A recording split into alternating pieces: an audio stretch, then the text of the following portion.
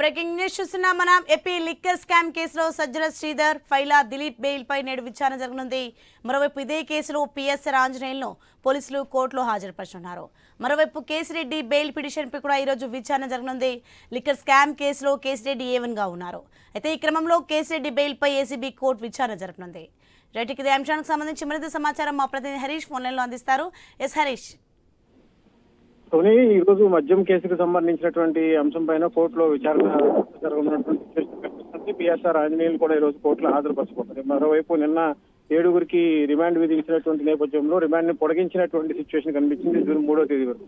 ఇక ఈ కేసుకు సంబంధించి మరో ఏవన్గా ఉన్నటువంటి కేసుకి సంబంధించినటువంటి విచారణకు సంబంధించిన అంశం కూడా ఆసక్తికరంగా మారింది. ఎందుకంటే ఆయన ఒక సలహాదారుగా మాత్రమే ప్రభుత్వం నిర్వహించినప్పటికీ కూడా ఇక రాబోయేటువంటి రోజుల్లో ఈ అంశానికి సంబంధించినటువంటి కూడా ఎలాంటి పరిస్థితులు ఉంటాయి, ఎలాంటి పరిణామాలు ఉంటాయని కూడా ఆసక్తికరంగా మారింది.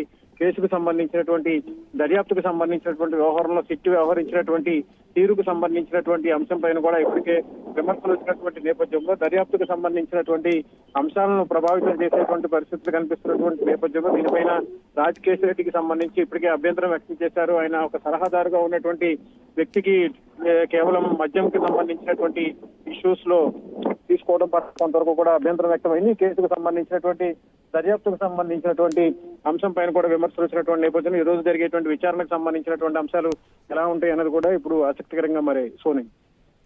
Thanks for information Harish.